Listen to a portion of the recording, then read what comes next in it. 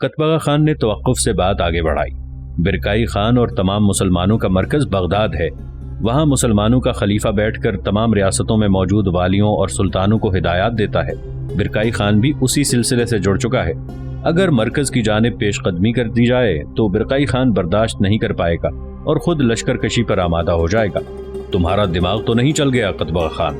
हलाव खान उसकी बात पर चौंक कर पहलू बदलने लगा। बगदाद पर हमला करने का मतलब यह है कि खलीफा के मातहत तमाम मुसलमान सुल्तानों की तलवारों का रुख अपनी जानिब मोड़ लिया जाए। ऐसा करना हिमाकत होगी। बिरकाई खान से पहले हमें तमाम सुल्तानों से निमटना पड़ेगा। हो सकता है किसी का दाव चल जाए और हमारी हैबत की इमारत ही फलकबोस हो जाए। खाने आजम, कतबगा खान ठहरे हुए लहजे में बोला, मैंने ये बात यूं ही नहीं कह दी। इसके पीछे एक बड़ा नुक्ता मेरे हाथ लगा है। जो भी कहना है साफ साफ अल्फाज में कहो। हलाव खान झंझला कर बोला, आपके वजीर निजामुल मुल्क तूसी के पास कल एक सिफारत पहुंची है जिसमें खलीफा इस्लाम के अहम वजीर इब्ने अलकमी ने कुछ तजावीज़ भेजी हैं। इनमें खिलाफत के ओहदे को किसी दूसरे खानदान में मुंतकिल करने में मदद मांगी गई है। अगर आप थोड़ी सी कोशिश करें तो मैदान बड़ी खूबसूरती से जीता जा सकता है। निजामुल मुल्क तूसी तो आपकी मुट्ठी में है ही। कतबगा खान ने इंकशाफ किया तो हलाव खान सोच में पड़ गया। हैरत है कि निजामुल मुल्क तूसी ने तो ऐसा कोई तज़किरा नहीं किया। आप जब उससे पूछेंगे तो सारी बात वाज़ेह कर देगा। मेरे ख्याल में मुसलमानों के मरकज पर हमला कर देने के बाद उसे तबाह बर्बाद करके बिरकाई खान क्या रुए ज़मीन पर मौजूद सारे मुसलमानों का वजूद मिटाया जा सकता है? ये नसरानियत की सबसे बड़ी फतह होगी जो कि आपके नाम के साथ हमेशा याद रखी जाएगी। कतबगा खान ने हलाव खान की इस्लाम दुश्मनी को तक़वियत देने की कोशिश की। हलाव खान उसकी बात सुनकर एक दूसरे जाविये पर सोचने लगा। वो हालात से मुकम्मल बाखबरी के बाद ही कोई फैसला करना चाहता था। उसे बेहद ख्वाहिश थी कि वो अपने दादा चंगेज खान की तरह कोई बड़ा काम अंजाम देकर ही इस दुनिया से रुखसत हो। एक ऐसा काम जो कभी फरामोश न किया जा सके, वजूद इस्लाम की बेखुनी। कतबगा खान के शैतानी दिमाग ने उसकी सोच के धारे को एक नई जहत बख्शी थी। उधर मुतियुद्दीन अपने सर पर अजनबी को पाकर फिक्रमंद सा हो गया। वो जो कोई भी था निहायत चालाक और होशियार शख्स मालूम होता था। उसने अपनी आमद का रत्ती भर भी एहसास नहीं होने दिया था। फनाजू खान तेजी से संभल कर उठ खड़ा हुआ जबकि मुतियुद्दीन बैठा रहा। नवारद अजनबी उन दोनों की सूरतें बारी बारी देख रहा था। उसकी आंखों में उलझन की झलक दिखाई दे रही थी। शायद वो उन्हें पहचानने की कोशिश में मसरूफ था। अजनबी, तुम कौन हो और यूं चोरी छुपे हमारे अक़ब में आने से तुम्हारा क्या मकसद है? फनाजू खान ने उल्टा सवाल कर दिया। यही बात मैं तुमसे जानना चाह रहा हूं कि तुम दोनों सुर्ख गरों की सरजमीन में क्या कर रहे हो? तुम्हें मालूम होना चाहिए कि हमारे हुदूद में अजनबियों का दाखिला ममनू है। अजनबी ने सख्त गीर लहजे में कहा, हम मुसाफिर हैं, खो जाने वाले साथी की तलाश में इस तरफ आ निकले हैं। मुतियुद्दीन ने पुरसुकून लहजे में जवाब दिया, तुम्हारा नसब शुदा खैमा और आग का अलाव तुम्हारी बात की नफी करता है। तुम यकीनन इस जगह शिकार खेलने की गरज से आए हो। अजनबी ने उनका मौक़िफ़ तस्लीम करने से इनकार कर दिया। तुम अपना चेहरा तो खोलो ताकि हमें मालूम हो सके कि तुम कौन हो, क्योंकि कल रात भी हमें कुछ लोग यूं ही धोखा देकर निकल गए हैं। फनाजू खान ने तेज लहजे में उसे मुखातिब किया। कौन लोग? अजनबी चौंक पड़ा। कहीं तुम्हारी मुराद एक मर्द और दो औरतों से तो नहीं? दो नहीं, सिर्फ एक औरत और एक मर्द। मुतियुद्दीन तुनक कर बोला, तुम्हारी उनसे बात वगैरह तो हुई होगी? अजनबी ने किसी ख्याल के तहत पूछा। बात? वो कल रात हमारे साथ खाना खाकर एक अजीब सी कहानी सुनाकर रात की तारीकी में हमें धोखा देकर फरार होने में कामयाब हो गए हैं। मुतियुद्दीन ने जवाब दिया। उनके नामों के बारे में कुछ जानते हो? अजनबी सवालात किए जा रहा था। ये सब हम तुम्हें क्यों बताएं? फनाजू खान मुतियुद्दीन के बोलने से पहले ही बोल उठा। खासे पुरजोश दिखाई देते हो। अजनबी लफ्ज चबा कर बोला, मुझे उन दोनों की तलाश है। बहरहाल अगर तुम उनके बारे में कुछ बता सको तो शायद मैं तुम्हारी इस इलाके में आमद के जुर्म में कुछ नरमी बरत सकूं। अपनी नरमी अपने पास ही रखो और अपनी तलवार बेनियाम करके मैदान में उतर आओ। तुम्हारा दम भी देख लेता हूं। फनाजू खान उसकी धमकी आमेज लहजे पर हत्थे से उकड़ गया। अजनबी शायद कुछ ज्यादा ही जोशीला था। उसने दावत मुबारजत कबूल करने में लम्हा भर की ताखीर नहीं की। वो अपनी तलवार लहराता हुआ 2 कदम पीछे हटकर खड़ा हो गया। मुतियुद्दीन ने सूरत हाल को बिगड़ते देखा तो फौरन मुदाखलत की और फनाजू खान को बर्दाश्त से काम लेने का मशवरा दिया। अजनबी, तुम्हें मतलूबा बातें जरूर बताई जाएंगी, मगर इससे पहले जरूरी है कि हमें तुम्हारा तारुफ हासिल हो। तुम कौन हो? मुतियुद्दीन ने ठंडे दिमाग से काम लेते हुए बात शुरू की। मेरा नाम शंग खान है, कबीला सुर्खगर के साबिक सरदार का पोता हूँ। कुछ लोग मेरी अजीजा को अगवा करके इस जानिब फरार हुए हैं। मैं उनकी तलाश में यहाँ आया हूँ। उसने जवाब दिया, तुम्हारा कोनाई खान से क्या कोई रिश्ता है? मोतियुद्दीन ने कुछ सोचते हुए सवाल किया तो वो अजनबी बुरी तरह चौंक कर महज अपनी जगह पहलू बदल कर रह गया। तुम कोनाई खान को कैसे जानते हो? उसने उलझे हुए अंदाज में सवाल किया। कोनाई खान मेरे घर के बराबर में रहता था। किसी वजह से उसे अचानक पुरअसरार मौत के घाट उतार दिया गया था। मोतियुद्दीन ने जानबूझकर तफसील से काम लिया। तुम सराय में रहते हो? उसने हैरत से पूछा। जाहिर है कोनाई खान का घर सराय में ही है। मोतियुद्दीन ने हंसकर जवाब दिया। कोनाई खान के घर के किसी फर्द को जानते हो? शंग ने पूछा। चाहो तो मैं सबके नाम गिनकर बता सकता हूँ। मोतियुद्दीन ने जवाब दिया। कल रात जो लोग तुम्हें मिले थे उनमें मर्द का नाम शकनान और औरत का नाम गहनानुम था। शंग ने बात बदल दी। मोतियुद्दीन ने असबात में जवाब दिया। इसके बाद उसने कुछ दूसरे सवालात किए जिनसे उन दोनों के हुलिये की तस्दीक हो गई। कुछ देर तक वो उनसे फरार के हवाले से गुफ्तगू करता रहा। तुम लोग कबीला सुर्खगर में क्या हासिल करने का मंसूबा बना रहे थे? अचानक उसने पैंतरा बदला। इस बात का जवाब हासिल करना कि उन्होंने एक जिंदा औरत की आखिरी रस्म क्यों अदा की। फोनाजू खान तेजी से बोला। शंग उसकी बात सुनकर फरते हैरत से गिरते गिरते बचा। उसे फोनाजू खान के गैर मुतवक्के जुमले पर शदीद झटका लगा था। तुम्हें कैसे मालूम कि किसी जिंदा औरत को आखिरी रस्म की सजा दी गई है? उसने बमुश्किल पूछा। सजा? फोनाजू खान ने लफ्ज चबा कर अदा किया। जानते हो कि मंगोलों में इस मुकद्दम रस्म की बेहुरमती की क्या सजा है? अगर दूसरे कबाइल को जरा भी बिनक पड़ जाए तो वो सुर्खगरों की बोटियां नोच खाएंगे। तुम्हारे पास क्या सबूत है? वो घबराए हुए लहजे में बात करने लगा। तुम्हारे चेहरे की हालत और वो गार। फोनाजू खान ने जुमला अधूरा छोड़ दिया। क्या तुमने वो गार देखा है? शंग खान पै दर पै हैरत के झटकों से नबुर्दाजमा था। गार भी देखा है, उस पर लगी नकब भी देखी है और गार के अंदर मौजूद सुनहरे बालों की लट भी। फोनाजू खान ने तेज लहजे में जवाब दिया। क्या मतलब? गुलवकूज मर चुकी है? वो तड़प कर चीखता हुआ बोला। मोतियुद्दीन उसके लबों पर गुलवकूज का नाम सुनकर सकते में रह गया। वो जिस ख्याल को कुछ देर पहले बड़ी मुश्किल से जहन से उतार पाया था वो हकीकत का रूप धार कर दोबारा जहन पर हमलावर हो चुका था। फोनाजू खान उस जुमले की काट को महसूस करके बेबस खड़ा रह गया। वो अच्छी तरह वाकिफ था कि गुलवकूज की मौत की तस्दीक मोतियुद्दीन को तोड़ फोड़ कर रख देगी। उधर बैबरस ने एक महफूज मकाम पर ठहरने के बाद अपने साथियों से अलहदगी इख्तियार की और अपना हुलिया तब्दील करके मकामी लिबास पहनकर वापस उसी शहर में लौट आया। उसने अपने साथियों के लिए कुछ लिबास खरीदे और जरूरी सामान लेकर वापस लौट गया। साथी ताजिर बैबरस की सूरत देखकर बिदक गए और ये समझे कि बैबरस ने उन्हें यहाँ लाकर फंसाकर उनकी मुखबरी कर दी है, तभी ये आर्मीनी शख्स यहाँ पहुँच गया है। उनकी घबराई हुई शक्लें देखकर बैबरस ने असली लहजे में बात करके उनकी ढारस बंधाई और उन्हें मकामी लिबास पहनने की हिदायत की। इस लिबास ने उनकी वज़ाक़ता में खासा फर्क पैदा कर दिया था। वो किसी भी तौर पर देसी या मुसलमान नहीं दिखाई देते थे। बैबरस के पुरयकीन और बाएतमाद अंदाज से अब उनमें कुछ कुछ हौसला पैदा होने लगा कि वो बैबरस की मैयत में वापस वतन लौट जाएंगे। बैबरस ने उन जरूरी कामों से फारिग होकर एक बड़ा सा थैला उनकी जानिब बढ़ा दिया। इसमें खाने पीने की कुछ अशिया थीं। उन्हें सफर के दौरान खाने पीने के सामान की जरूरत पड़ती। बैबरस ने ग़िज़ा के इस्तेमाल में एहतियात बरतने का मशवरा दिया, क्योंकि वो खुद भी नहीं जानता था कि नसरानी रियासत में कब तक यूं ही भटकना पड़ेगा। बैबरस उन्हें मुख्तलिफ कामों में मसरूफ करके अपने छोटे से खैमे की जानिब बढ़ा। खैमे के करीब पहुंचकर उसे अंदर किसी की मौजूदगी का एहसास हुआ तो वो चौकन्ना हो गया। वो एहतियात से खैमे की जानिब बढ़ा और एक झटके से परत उठाकर अंदर दाखिल हो गया। अंदर मौजूद शख्स बैबरस की अचानक आमद पर गड़बड़ा गया। बैबरस की निगाह जब उस शख्स पर पड़ी तो इत्मीनान की सांस ली। वो वही नहीफ जवान था जिसे उसने बाजार से खरीदा था। शक्लो सूरत से तो अरब दिखाई देते हो, यहाँ क्या कर रहे थे? बैबरस ने पूछा। मैं यहीं रहता हूँ, मुझे नहीं मालूम मेरे वालिदैन कहाँ के रहने वाले थे और अब कहाँ हैं। जब से होश संभाला है इसी जालिम के शिकंजे में खुद को पाया है, उसने जवाब दिया। लगता है तुम किसी अरब ताजिर की कमसिन औलाद हो जो इन नसरानियों के हाथों बर्बादी का शिकार हो गया होगा। बैबरस ने अफसुर्दा लहजे में कहा। तुम्हारा नाम क्या है? मुझे सब लोग मुरंदी कहकर बुलाते हैं, उसने जवाब दिया। नसरानी हो क्या? बैबरस ने अचानक चौंक कर पूछा। मैं सिर्फ गुलाम हूँ, मजहब से मेरा कोई वास्ता नहीं। नसरानियत क्या होती है इस बारे में कुछ कह नहीं सकता, उसने फीकी सी हंसी से जवाब दिया। कभी उन लोगों के साथ कलीसा गए हो? गुलामों का कदम भी अगर कलीसा के दरवाजे को छू जाए तो वो पांव काट देते हैं। मैं मुसलमान हूँ। आज से तुम मेरे लिए काम करोगे और तुम्हारा नाम मुझे कुछ पसंद नहीं आया। तुम कोई दूसरा नाम अपने लिए तजवीज कर सकते हो। بیبرس نے کہا، آپ کو جو نام پسند ہو وہی رکھتے ہیں، میرے لیے ناموں میں کیا رکھا ہے؟ اس نے بیچارگی سے کہا تو بیبرس لمحہ بھر کے لیے پریشان ہو گیا۔ غلامی کے عالم میں انسان کی کیا کیفیت ہوتی ہے وہ اس سے بخوبی آگاہ تھا۔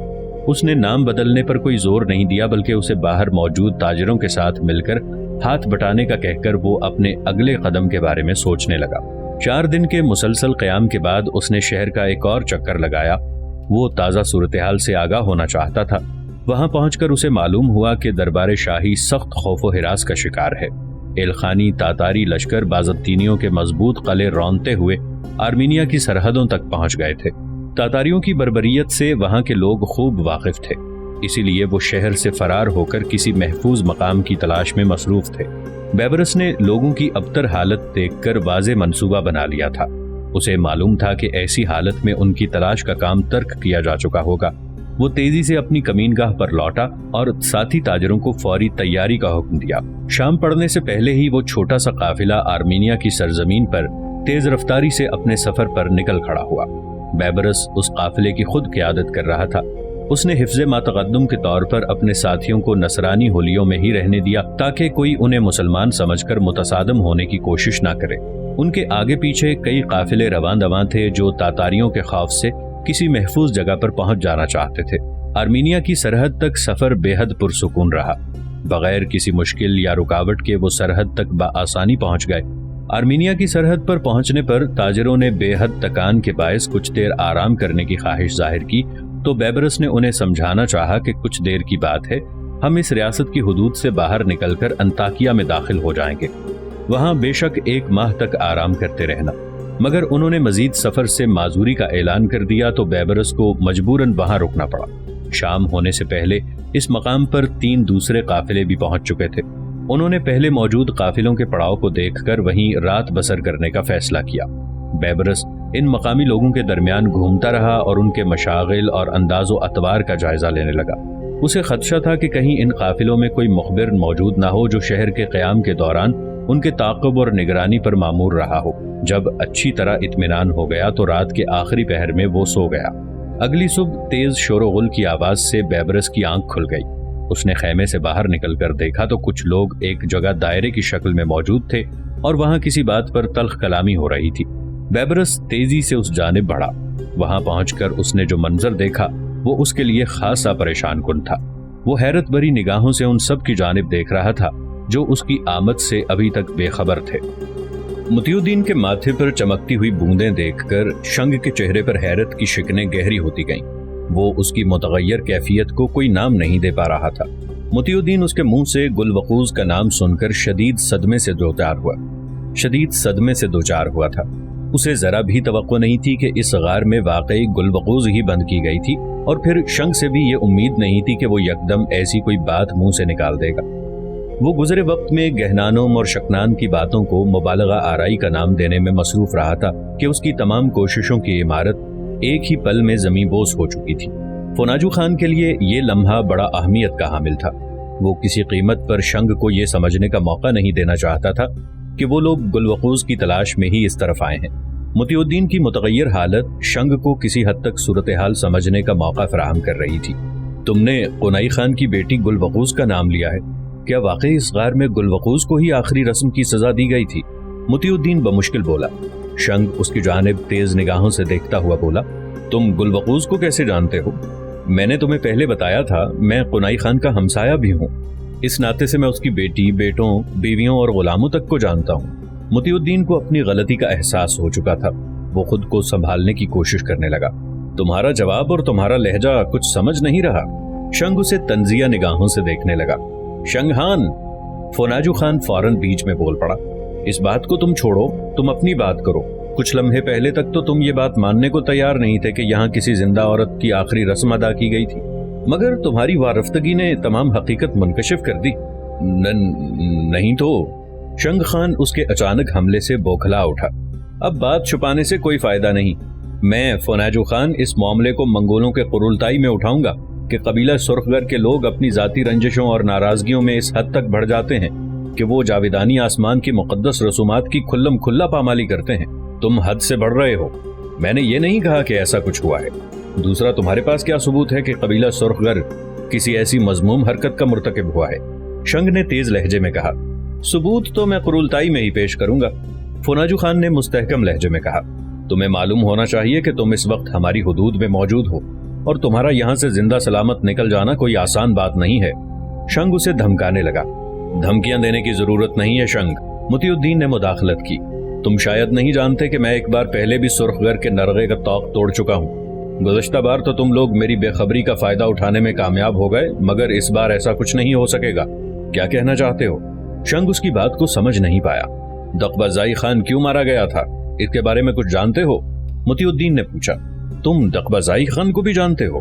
شنگ قبیلہ سرخ گر کے سابق مردہ سردار کا نام اس کے منہ سے سن کر بے اختیار اچھل پڑا۔ متی الدین کی شخصیت اس کے لیے کسی عجوبے سے کم نہیں تھی۔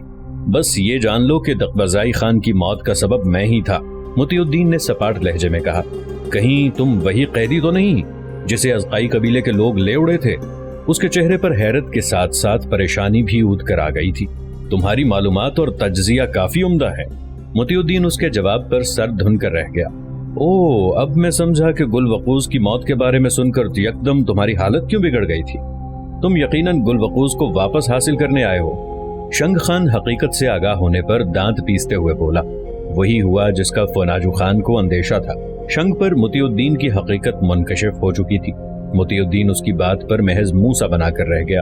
وہ اپنی تمام طاقت مجتمع کرنے میں مصروف تھا کہ کسی بھی ناگہانی صورتحال سے فوری نپٹا جا سکے۔ شنگ نے بات آگے بڑھائی۔ مجھے تم سے سچائی چھپانے کی کوئی ضرورت نہیں ہے۔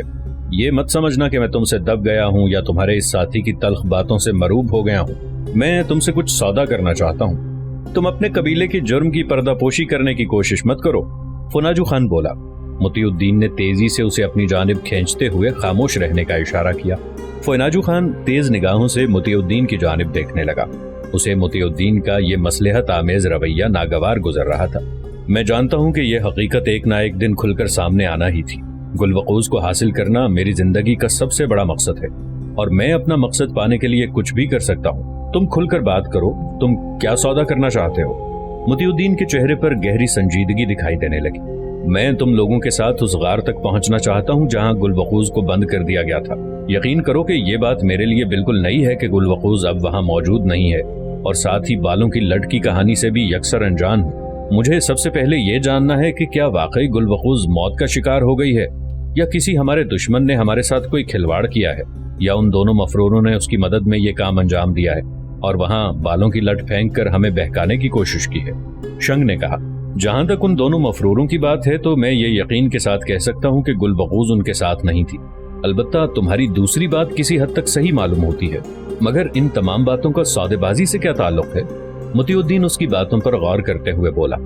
یہ سودا اس وقت شروع ہوگا جب مجھے اپنے قیاس پر یقین ہو جائے گا اور میں کسی نتیجے پر پہنچ جاؤں گا، شنگ مختصراً بولا۔ شنگ خان، فوناجو نے پھر کچھ بولنا چاہا کہ متی الدین کی گھورتی نگاہوں کو دیکھ کر وہ خاموش ہو گیا۔ جانے کیوں فوناجو خان کو شنگ کا انداز کچھ بھایا نہیں تھا۔ اسے شنگ کی پھیلائی گئی اسراریت میں کسی چال کا گمان ہو رہا تھا، مگر متی الدین کے جھکاؤ آمیز رویے پر وہ محض دانت پیس کر رہ گیا۔ ادھر ہلاؤ خان نے خراسان پر فتح پانے کے بعد بادغیس کو اپنا دارالخلافہ بنایا۔ یہیں بیٹھ کر وہ تمام امور سلطنت انجام دیتا تھا۔ اس کی مختلف مہمات باقاعدگی سے خراسان کے اطراف میں جاری تھیں۔ وہ ہر وقت اپنے دادا چنگیز خان کے نقش قدم پر چلتے ہوئے اپنی سلطنت کو بڑھانے کی فکر میں مبتلا رہتا تھا۔ زیریں فارس کے مسلمان امراء اور والیوں نے اپنے اقتدار کو غیر محفوظ سمجھتے ہوئے خود ہلاؤ خان کے دربار میں پیش ہو کر اس کی اطاعت و وفاداری کا حلف اٹھا لیا تھا۔ انہی میں بلاد فارس کا امیر عطابک ابو بکر بھی شامل تھا۔ ہلاؤ خان نے ان سے عہد و پیمان لیا تھا کہ جب اسے کوئی بڑی مہم پیش آئے گی تو وہ اسے عسکری سامان اور لشکر فراہم کریں گے اور خراج کے طور پر ایک خطیر رقم باقاعدگی سے اس کے پاس پہنچتی رہے گی۔ اسی دوران اسے جوشیلے باطنی فدائیوں سے نبرد آزما ہونا پڑا، جو کہ اپنی جان داؤ پر لگا کر سرکردہ شخصیات کو موت کے گھاٹ اتارنے میں سرگرم عمل تھے۔